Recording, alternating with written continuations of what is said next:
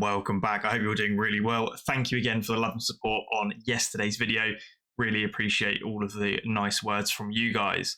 That being said, this video is the interview with Metastable, and I asked some high-level questions to gain a bit more understanding as to what they're aiming to deliver on the Hedera ecosystem. Lots of great information in here. Unfortunately, the audio quality from their end isn't the best throughout this video, so you may find yourself turning up and down in order to make sense of some of the snippets of information. You could also try and turn the captions on to see if that helps. I've done my best to enhance the sections that I can, and unfortunately it's not the greatest, but I'm still releasing this video because it's full of great information and it's relevant to the Hedera ecosystem. That being said, hopefully you enjoy this video. Drop some questions if you've got some towards the end. I'll catch you in the next one. Cheers. So what is the actual vision of Metastable? Why are you guys bringing Metastable to Hedera in particular, and what do you aim to achieve? Yeah, hi everyone. This is 𝗟𝗘𝗙𝗦𝗧𝗔𝗠𝗡, CEO of Metastable here. First of all, I want to outline that Metastable is a Panamese organization incorporated in Panama. It's incubated by Hedera Starter and supported by Okrand Finance, Switzerland-based Okrand. So there are a few problems that we have currently at the AMM-DEX market. So first one is an impermanent loss. Second one is a price slippage. And we have our innovative mechanism, a system that we are using that system and fixing those problems. So yeah, about the vision, I mean, we create deep on-chain liquidity for synthetic assets on Hedera Hashgraph. So, I mean, as you all know, like Hedera is a third generation POS, right? Network with a unique Hashgraph consensus algorithm, enabling finality in less than 5 seconds. So it's a great support for DeFi projects. Also, we think that Hedera outclasses its peers technologically, but doesn't hold up in comparison to native ecosystem activity yet. So this is why we are bringing Metastable. Now, also, I mean, Hedera just recently implemented Smart Contract 2.0 service, which is an EVM compatible system, and which is the great foundation for building a DeFi protocol on top of that. So, yep, I think that I've answered generally on your question. If you have any specific, I can. Yeah, no, that's sort of spot on. So you guys obviously talk a lot about synthetics. So could you kind of explain what you guys mean when you talk about synthetics and synthetic tokens? Yeah, so synthetics are basically derivatives. Basically, it's a derivative, and there is an underlying asset, and there is a tokenized derivative is a synthetic asset, right? So we aim for stable coins. Because stablecoin is a foundation layer to DeFi, right? So there is this interesting statistics that while DEXs like Uniswap tend to dominate chains in the beginning of their lives, they are quickly overtaken in terms of TVL, total value locked, by other protocols and DeFi use cases. Now, for example, like today, Curve and Convex Finance make up more than 17% of the TVL for the entire crypto industry, right? So like Curve itself dominates in and sits at the #1 position, and Curve is a stablecoin trading platform, right? In AMM DEX. Then I'm going to explain later, if we have time, what AMM DEX is, because AMM is an engine of decentralized exchanges, and we are using the same engine, but it's an optimized one that distinguishes us from other market players.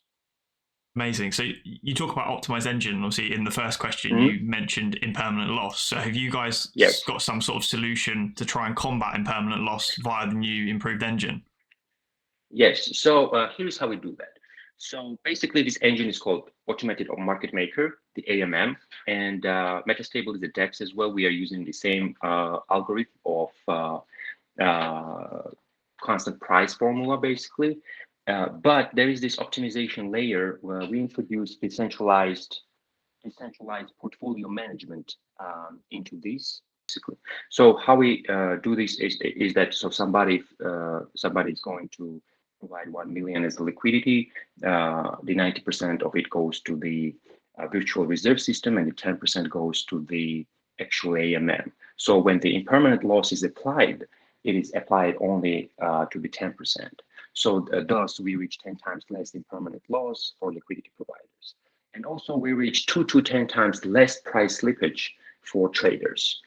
So basically this is the market advantage that we have using this technology. Amazing. So the headline statement effectively is using your slightly modified portfolio adjustment. Yes, yes, what we call it is an optimized automated market maker. Okay. Yes, it's an optimized DEX. Yes, we have amazing. Optimized formula, algo, and yep.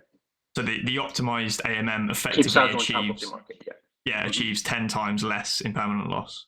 Yes, than traditional AMM. So that's quite that's pretty awesome feature then of what you guys are building.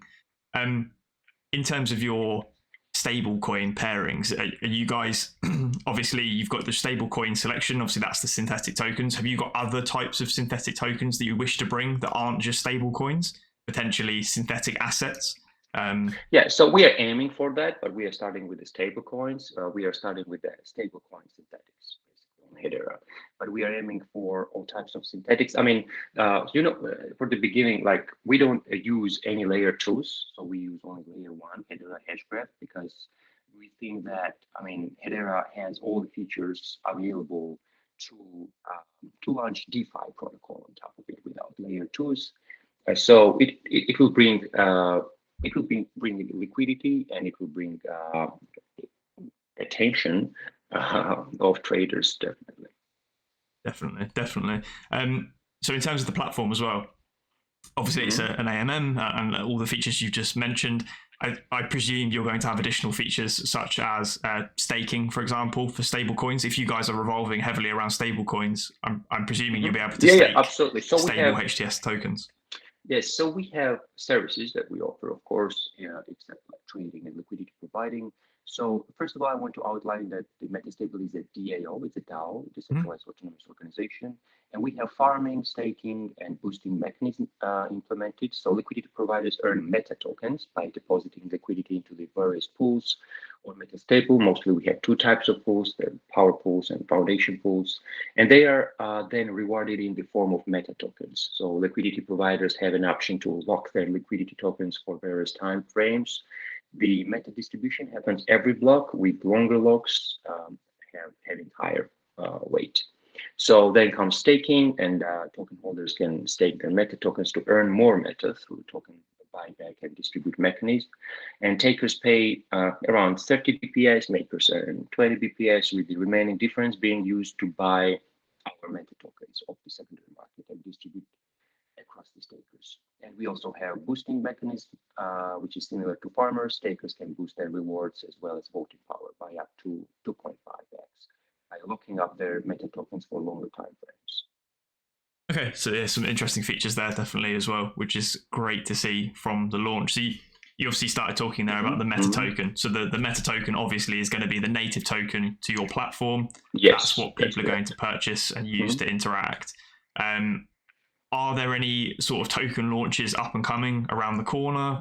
What is your distribution for the meta token? So we are, so we are actually fundraising, and as I have mentioned, we are incubated by Hedera Starter, which is itself under the umbrella of Switzerland-based local finance. Amazing. So in terms of once those early stages of, I take it those early stages of fundraising are effectively venture capitalists, right? So they're going to be very big investors majority of the time. When do you guys think that you're going to do what? So when do you guys think you're going to maybe open up sort of slightly earlier access, or is that going to be, to retail investors, or is that directly through the Hedera Starter platform once that goes live? So once it goes live through, we are planning for IDO as well. Somewhere at the end of Q3, there's going to be IDO for sure, and any interested parties can participate for sure. Yeah. Okay, amazing. So in terms of the Metastable launch, you guys are probably aiming somewhere around the end of Q3, maybe beginning of Q4. Is that kind of the general narrative that you guys are working towards? Yes, that's the general, based on the roadmap that we have published. So once more, our website is themetastable.com. You can check the investor deck there. You can check all the information. You can follow us on Twitter Telegram. Our Discord channel is like super active right now. We have a huge community there, very active community. So you can join there, ask questions. We have AMA sessions, and follow the updates. Yeah. Yeah, amazing. And I guess that makes sense, right? So if you guys want to launch in Q4, you're probably waiting, as you mentioned with the curve example, you're going to wait for the other dexes to launch first, and then you guys come in towards the end of almost the DeFi launch on Hedera and provide those stable coins. So my story was like generally overviewing what is like the DEX environment right now, right? Yeah. So because like the biggest name was Uniswap, right? Over there. And the idea was that the trading volume is the best thing that can happen to DEXs. But today, I mean, TVLs are most important aspects. And then I bring the example of Curve and the example of Convex Finance, which makes up more than 17% of total TVL for the entire crypto industry, right? It's a very interesting number here. So, yeah, some very big numbers for sure. So I think that's probably majority of the questions that I personally had from a sort of general overview. Is there anything else that you kind of wanted to add? Any exciting other features that you've not mentioned, or timeline insight? I mean, yes, of course, we have planned for the lending pools and the meta pools as well, on top of foundation pools and on top of power pools. But that's most probably not going to be on this year, maybe next year, 2023. But we definitely have the plans for this. Yeah. Amazing. Yeah. Okay. Yeah. I mean, that, like I said, that wraps up majority of the questions that I kind of had. Thank you, sort of, for taking the time. Thank you, Dan. That's a brilliant sort of overview.